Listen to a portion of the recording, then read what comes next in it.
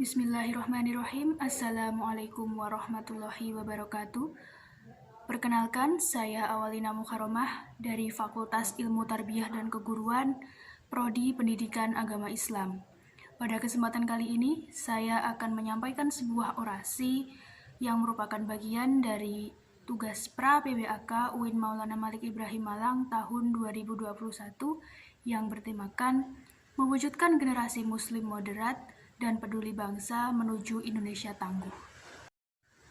Teman-teman sekalian, seperti yang kita semua ketahui bahwa negara kita, negara Indonesia adalah negara yang majemuk atau multikultural atau yang memiliki banyak sekali keberagaman, mulai dari keberagaman suku, keberagaman ras, keberagaman budaya, keberagaman bahasa, hingga keberagaman agama.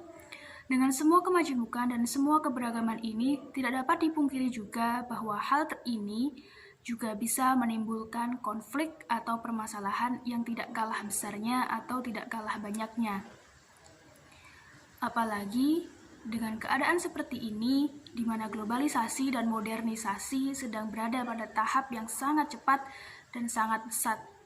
Berita-berita hoax, berita-berita bohong, berita-berita kontroversial, berita-berita yang menyinggung sangat mudah untuk ditemukan, sangat mudah untuk menyinggung, sangat mudah untuk memecah belah bangsa ini.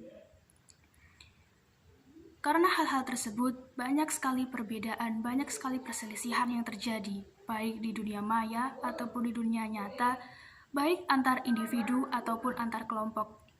Dengan keadaan seperti ini, toleransi sangatlah dibutuhkan. Kita sebagai generasi muda haruslah bisa membentengi diri kita agar tidak mudah untuk termakan berita-berita bohong, tidak mudah untuk termakan amarah, tidak mudah untuk tersulut emosi. Kita harusnya menghargai perbedaan, memaknai perbedaan sebagai sebuah berkah, sebagai sebuah keindahan yang akhirnya dapat menyatukan. Bukannya sebagai hal untuk menjadi alasan kita untuk menjatuhkan atau menyakiti orang lain yang berbeda dengan kita.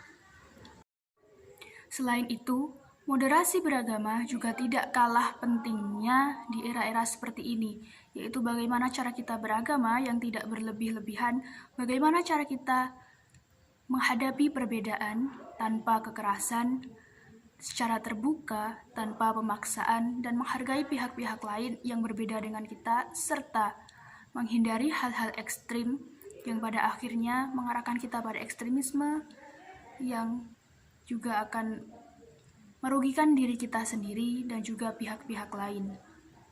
Kita sebagai muslim yang moderat haruslah bisa menghadapi dan menyelesaikan konflik-konflik yang terjadi secara terbuka, secara dewasa, dan bukannya dengan merasa kitalah yang paling benar dan orang lain yang berbeda dengan kita adalah salah. Bukan dengan seperti itu.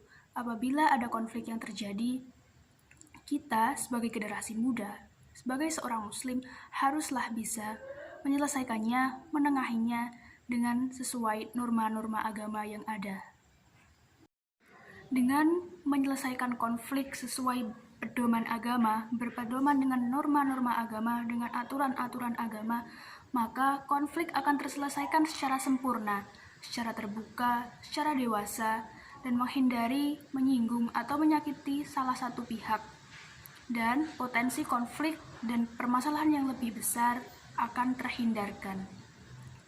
Kawan-kawanku sekalian, moderasi dan toleransi beragama haruslah kita tanamkan kepada diri kita sebagai salah satu prinsip kehidupan kita.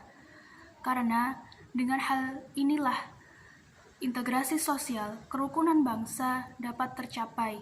Persatuan dan kesatuan dapat selalu terlindungi.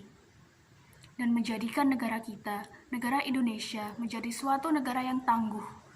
Baik tangguh menghadapi ancaman atau gangguan dari luar ataupun dari dalam negeri sendiri. Kita bisa menghindari perpecahan dalam diri bangsa kita sendiri dengan toleransi dan moderasi beragama. Apabila dua hal ini, moderasi dan toleransi beragama, kita lakukan secara benar, maka tujuan kita pun akan tercapai, yaitu mewujudkan generasi muslim moderat dan peduli bangsa yang pada akhirnya akan menuju Indonesia tangguh, menciptakan Indonesia yang tangguh dan tahan akan semua gangguan dan ancaman. Demikian yang dapat saya sampaikan. Apabila ada kekurangan, ada kesalahan, ataupun ada kata-kata yang kurang berkenan di hati teman-teman semua, saya mohon maaf yang sebesar-besarnya. Billahi taufik wal hidayah, waridho wal inayah. Wassalamualaikum warahmatullahi wabarakatuh.